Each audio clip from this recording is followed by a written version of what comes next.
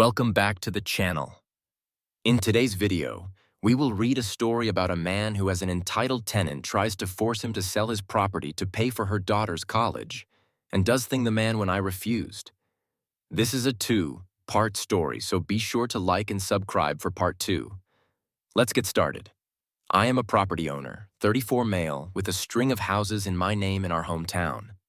This has been due to years of hard work, careful investments, and sacrifices made along the way. Just to give context, I come from a modest family. My parents were both blue-collar workers and labored tirelessly to provide a comfortable life for me and my siblings. They always dreamed of owning their own house one day, but it was beyond their reach. It was their upbringing that ignited my ambition and fueled my determination to build a better life for myself and my family. One day, I met my wife during our college years. My wife shared similar experiences in her family, raised by a single mother who worked multiple jobs to make ends meet. She learned the significance of financial prudence and resourcefulness. We both wanted to overcome financial struggles and create a stable life for our children in the future. My wife and I tirelessly bought and flipped houses over the years. We saved every penny and made careful investments that eventually led to our ownership of several properties. Each property represented years of hard work, countless sacrifices, and a shared dream between us. Today, I am a father to 2 wonderful kids, a son and a daughter. Our properties are not just a source of income, but a symbol of our dedication to securing a future for our children. Little did I know that my life would soon take an unexpected twist thanks to an entitled woman named Emily, 40 plus, who has been one of my tenants for a few years. She resides in a comfortable 3-bedroom house that I carefully saved up and purchased years ago before I got married to my wife. The property is located in a prime location in the city and is in close proximity to her daughter's high school. Emily was a single mother, as her husband had unexpectedly abandoned her after their daughter was born. When I became aware of her circumstances, I offered her a subsidized rent to enable her to move in, knowing I would lose out on money. I wanted her and her daughter to be able to afford to live there. Over the years, I have never increased the rent, and it has remained the same. Emily had been a reliable tenant and paid her rent on time. We developed a casual landlord-tenant relationship over time and sometimes kept in touch when she needed my help around the house. Her daughter was a high school senior and was preparing to apply for college. 3 months ago, Emily informed me that her daughter had been accepted into a prestigious out-of-state university, which was a remarkable achievement for any high school graduate. However, this university was also very expensive, and unfortunately, her scholarship didn't even cover 10% of her fees. I knew the financial obstacles of higher education and had my reservations about how they would manage it. One day, Emily asked to meet me, thinking it had something to do with the renovations required around the house. I agreed without much hesitation. We sat down in the living room of the house, where she started by saying that she really appreciated the fact that I had been generous with her regarding rent. She continued to tell me that she really wanted her daughter, Lily, to attend her dream university, but after crunching the numbers, including tuition, housing, and other expenses, she realized that it was too much for her to handle alone. She had even reached out to financial aid, looked into scholarships, and taken up a part-time job after her full-time one, but it was still not enough. I nodded my head solemnly in understanding, thinking maybe she was going to ask if she could delay paying the rent for the month, which would have been understandable. Instead, Emily had a staggering request that left me dumbfounded. She asked me if I could sell the property that she was living in. I looked at her inquisitively as she continued to explain that the property I owned and had rented out to her would fetch good money, which would help her fund her daughter's college education. "Are you serious?" I responded, a mix of astonishment and disbelief. "You want me to sell my property to pay for your daughter's college tuition?" Emily's eyes pleaded with me as she insisted that it was her only hope to secure her daughter's future. She mentioned that she had already had the entire property appraised and was confident that it could cover her daughter's entire college fees. I asked her if she had lost her mind because there was no way I was going to sell my property for her daughter to go to a high-end university. I told her that this house meant something to me and I wasn't going to sell it just like that. Emily insisted again, telling me that I could loan her the money and her daughter would pay me back once she graduated. Although I knew the importance of a college education, I was not going to accept her outrageous request. Hearing her plead made it clear that she was determined to find a way to fund her daughter's dreams, even if it meant making an outlandish proposition to a stranger. I calmly explained to Emily that the property was a significant part of my livelihood and I couldn't simply part with it. The burden of her daughter's tuition shouldn't fall on my shoulders. I told her that if she couldn't afford to send her daughter to the university, she could ask her family members for help or look into finding a more affordable option for her daughter. Despite my efforts to make her see reason, Emily continued to press the issue, asserting that I was the only one who could help and that it wasn't a big deal to sell my property and give her the money. I realized that this was going nowhere. I left the property after asking Emily to not approach me regarding this ever again. I requested her to realize how outrageous she sounded and that she should find another way. I thought she would eventually realize her mistake, but over the next few weeks, Emily didn't give up. As Emily's daughter was inching closer to her college journey, the situation was becoming increasingly unbearable. Despite my denial, Emily kept pleading with me every day to sell my property as soon as I could, and even stopped paying her rent in protest.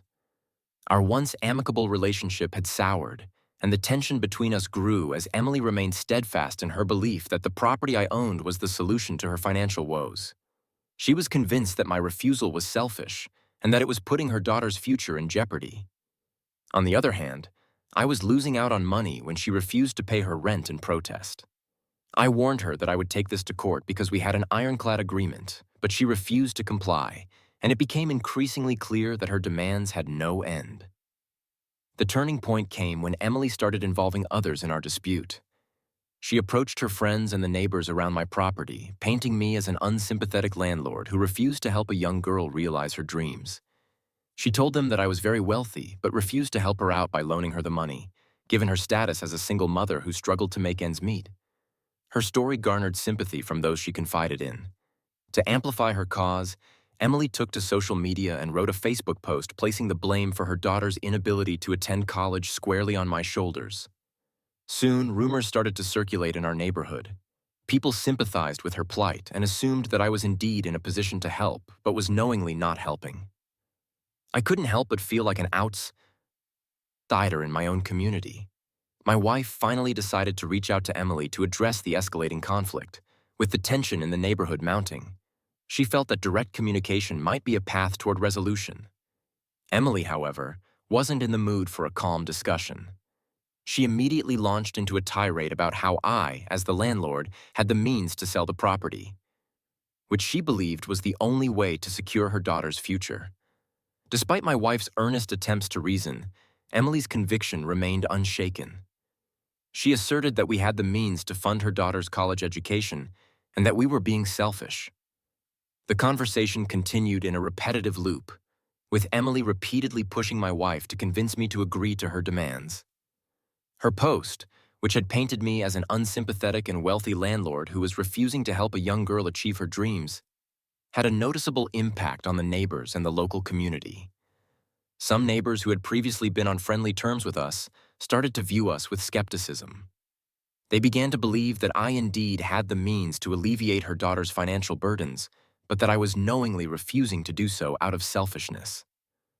Others who were aware of my upbringing, hard work, and the reality of my situation shared my perspective and were just as appalled by Emily's audacious demand for me to foot the bill.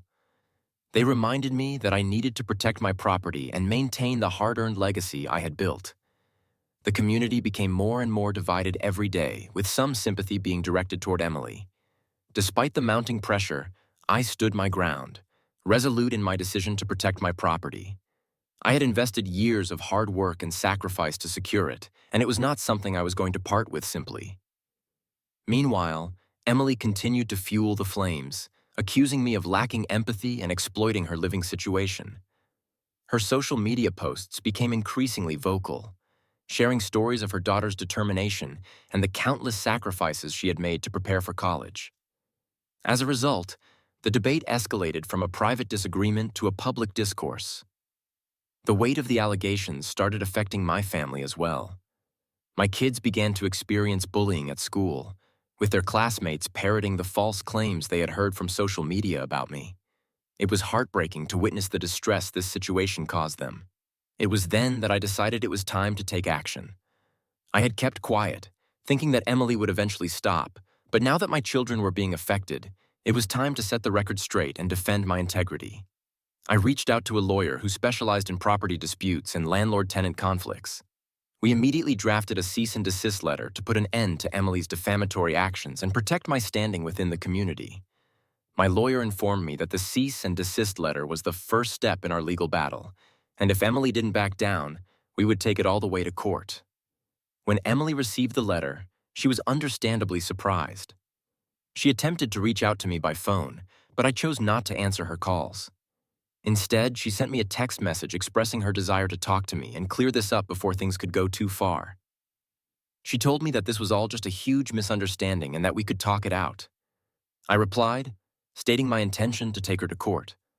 I told her to brace herself and enjoy it because she was going to regret ever trying to mess with me. I knew this was going to be an uphill fight because this woman had been relentless in insisting that I should pay her daughter's tuition and ruin our family reputation both in the community and online. My lawyer was currently preparing for the case in case it went to trial when she didn't back down, outlining all the false accusations and the harm she had caused us in the last few months. When some of my relatives found out that I was taking her to court, they suggested that I should give her a chance to sort out the issues since she is a single mother trying to do what is best for her child. So, Reddit, am I the a-hole for refusing to sell my property to pay the entitled mother her daughter's college fees and instead dragging her to court? And that's the end of part 1 of this story. What do you guys think about this whole situation? Let me know in the comments section below. And I will see you guys on the next video.